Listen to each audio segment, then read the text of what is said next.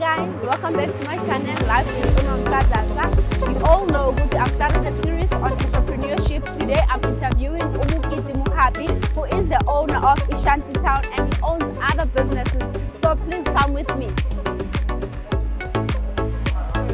Hi, Unjani. I'm good, guys. This is Mr Mokete, the one we are visiting today. That we had a conversation, or rather an interview. He is the owner of this place. This is one of the businesses, and I'm dressed by him, guys. As you see, my jacket. He made this t-shirt while we're here, like within a few seconds, and it was done. As you see, he's also dressed by himself from head to toe. And thank you so much, Mokete, for welcoming us. I think we can go through. Thank you so much.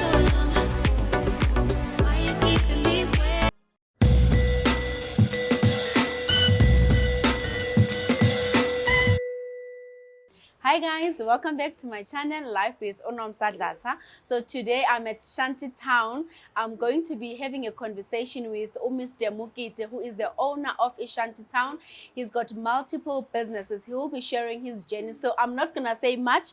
He will explain to us. He will tell us about his businesses. Mr Mokete, welcome to my channel. How are you? I'm good, so my sister. I'm good now. Yes. Please do introduce yourself to the viewers. To the viewers. Hi everyone. This is Mokete Mohapi. As my sister said, from Shanty Town, but I've got several caps. It's Shanty Town. It's Backyard Design Studio, and Miles Ahead. Okay. Yes. So those are your businesses? Those are our businesses, yes. You've got three? Three. Okay. And then if you can please tell us what's the difference, what does each do? Okay. What does Shanty Town do, or what is Shanty Town business? What is Backyard, and what is the third one? Yes, Miles Ahead. Yes. Yes. Okay, let's start with Shanty Town. Yes. Shanty Town is a property business. Okay. Yes. And then Backyard Design is a branding business. Branding, okay. Yes. And Miles Ahead is an apparel clothing label. Okay. Yes. Okay. The branding one, there are many different branding. Which one do you focus the most, or which one is yours that you do?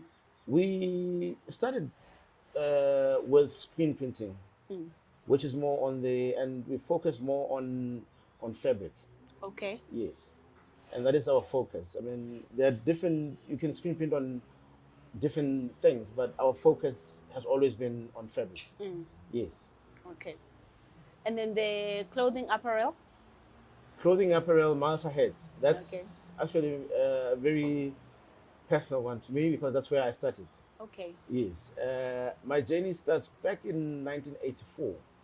Yo. When I can't remember. You started in 84, okay. Yeah. That's when I sold my first piece of art, you know, as a youngster. So, and yeah, that's what I've been doing all my life. Okay. So Yeah. you obviously didn't start this big. No, definitely not. Yeah. You know, as a youngster, like I said, from that age. Yes. You know, like any child, I mean, pencil, pen here and there. But you know, then I started experimenting with ink. Okay. And back then there were inks called hobby text, hand drawn everything. Yeah. And some of my friends' parents used to have those things, and then I would borrow some of those and do t-shirts from those. Yeah, that's where we started. Yeah. So you started as a young boy till now. You never stopped. Never stopped. Obviously, I went to I studied graphic design. Okay. From 1992 in Cape Town, Peninsula Technicon, and then from there I went to UCT. Okay. I did my diploma at Peninsula Technicon and then my degree at UCT. Okay. Yeah. Oh, okay. So you did go to school for graphic for what graphic you are design. doing. Yes. Okay. Yes. Okay. I did my 7 years of study. So when you were studying, were you still pushing the business? No. That was before. I remember obviously you start as a as a Yes. hobby. Okay. Then being parents will push you until you To get further your your, studies, yeah, yes. you finish your studies. Then I finished my degree uh, in 1999. Then 2000 I came to Joburg. I started working here. I mean, I worked for about 6 months and then quit. That's when I started the business. Okay. Yeah. Uh, Nothing much to, as you asked me, literally I had saved about 5,000 rand. To start. Yeah, to start. That was your capital. From 2000. Okay. Yes. And then I bought my first computer, and then from there, never looked back. Yeah, So you told me, Uguti, you were also working from home, from home, yes. a garage. Yes. I bought my first property in 2007, and that's where I started, with one printing machine, screen printing machine, one Okay. carousel. Yeah, and then we worked there for about 10 years, from 2007 uh, until 2016. By then, we had saved a little bit of money, and we qualified to get a bond. Okay. That's when Shantytown was born. Oh, Yes, okay. yes. So, yeah, Then from here you expanded, yes. and Then then you from had. there, from once we are here, once we got here, then obviously we started growing the backyard How did you? business. Okay, sorry. How did you come? Because how did? Okay, obviously you bought the property. Yes. Now, how did you come up with this idea of having the containers? Look, as an artist, as a graphic designer, I think it's your responsibility to try and be as different as you can. And that's what we wanted. You know, the same thing done with brick and mortar would not attract any attention. So it had to be different. And that when we started this, it was around the same time when Maboning, Oh started picking yeah. up. 27 boxes started picking up, and by that time, that's when we decided to use containers instead of brick and mortar. Building, Yeah, yeah. because we wanted to have a creative space. Yeah. Which is what you currently have, and it's very beautiful and it's very different. It's appealing. Thank you. And even when you pass, you're like, okay, what's happening there? I would like to go and see. Thank you very much. And I like the fact that you bought the property for yourself, but you also saw an opportunity, to make money out of it by doing this and renting it out to other people. And then I saw you've shown us downstairs you've got big machines. Obviously you didn't start like that. I know you back from 2015, I think. 16. 2016, Yes. yes. You didn't have the machines that you have now. Yeah. What I want to know, those machines are worth a lot of money. Where did you buy them, and did you get any investors? Did you save money? Did you get funding? My sister, we never got any funding. Number one, not because we tried. I didn't even try because the story. It's not easy. It's not easy. So we save money like nobody's business. You know, one T-shirt at a time. You so that is how we, you know, saved for this thing. There's no easy way of doing it. I believe, and if you can deprive yourself of good things and things that you like most, then you're in the right direction. Yeah. So I mean, I live a very simple life, a very very simple life. Small house, small car. My children go to, I rather spend money on my children's education than on fancy clothes and stuff. In fact, most of the stuff that I wear, we make it here. I'm the first one who wears stuff that is done here, so that I feel comfortable in stuff that we do. if I like them, I think people will. We like them as Yes, well. yes. Yeah, yeah.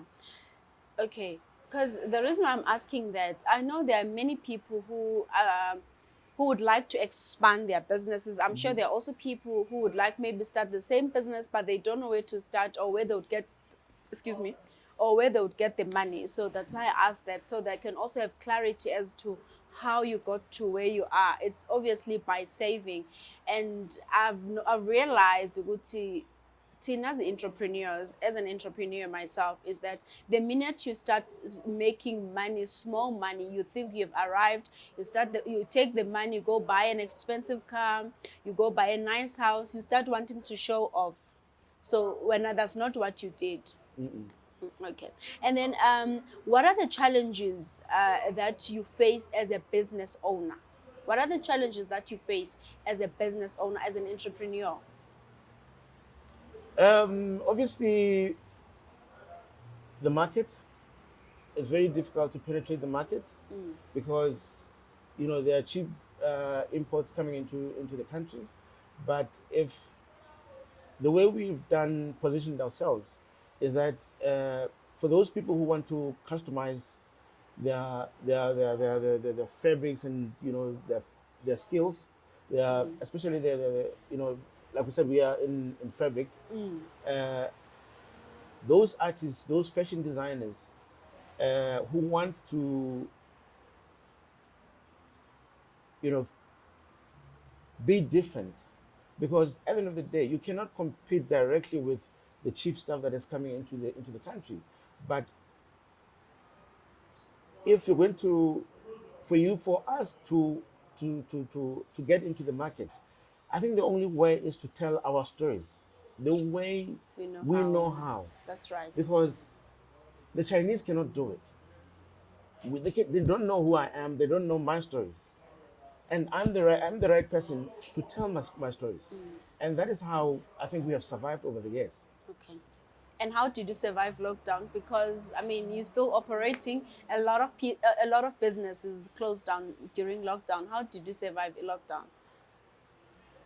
I think lockdown, trust me, it brought the best out of a lot of people, because we were comfortable moving in one direction. Lockdown came and closed whatever you knew, whatever routes you knew, it closed them. Now you had to change direction and start afresh. That is how we survived, because for until lockdown, we were basically focusing on screen printing, but we started diverting into digital. When lockdown came, we started experimenting with the face masks, but branded ones, Yes. and the target was corporate. So that is how basically we survived. I mean, right now we're working with we've got an order for branded masks. We had a couple of them, over the past 2 years. We were blessed in that regard. Yeah. Okay. And then earlier you did mention, Uguti, you went to school and you studied graphic design. Yes. Would you say, Uguti, you are surviving and your business is where you are today because you went to school, or it was still going to be like this even if you didn't go to school for it? I respect education. I respect education. It's the best thing that you can do for yourself and for your children. So whether there are people who have done it without education, but I think for me, education played a big part. But not only that, hard work, hard work pays. I've got no doubt that uh, even if you're the most talented person, but if you don't work hard, you will not succeed. You will show some brilliance in what you do, but you won't go far. So for me, it's hard work Hard work plus education. pays. Okay. And then, what advice would you give to small entrepreneurs or people that are still looking to start, or looking that wants to start businesses? Because some people, they don't know what goes behind the scenes. They just see you with this big empire that you've built for yourself, what advice do you have for them, to somebody who's got a small business who wants to grow, to somebody who hasn't started, who still wants to start a business? What advice would you give to them? Okay, number one, identify your passion. Very important, because that is what will keep you going even when things are not working. So it's passion, Passion. um, education, hard work, and you need to be persistent and consistent. Consistency. Consistency, very important. Very important. Yeah. So for everybody, and be be brave. Don't shy away. Don't, a lot of people are scared to take challenges. They want to be comfortable. You cannot be comfortable and try and walk into the unknown. Always challenge yourself. Once you've achieved something, set your goals, the next ones, and move on. Don't be too comfortable when after you've succeeded on something, and then you think it's the best. Maybe it is not even the best. There's still a lot of opportunities out there. Go and challenge yourself and read the game. Every industry is growing. Read, read, watch TV, do this. I spend most of my days, my Saturdays and Sunday, especially Sundays, because I don't touch any work. Anything, yeah. That's when I go and discover more things. What is the rest of the world doing? Doing, Yeah, yeah. and then improve and see that from what other people are doing, and then try and improve on what I'm doing. Yeah. Because a lot of people, especially the ones that haven't started, that still wants to start businesses, they how they see it, because they see you're already successful. Like I said, they don't know what goes on behind the scenes. They think, Uguti, I'll start a business today and I'll be successful tomorrow. So there's nothing, Uguti, it's overnight success. Definitely not. It's hard work. Like, when, It's how many years have you been in the business now? It's over 20, right? 20, yeah, 20 years now. Okay. Yeah. Thank you so much. And then my last question. What are the plans for your business, for your businesses, and for you as an individual? The plans, I would like to see all the three businesses that I've mentioned grow and uh, be, stand on their own. I have kids. I'd love to see them join, the business. I have nieces and cousins and nephews. I'd like to see, my family participating, so that, you know, the big brands have done it.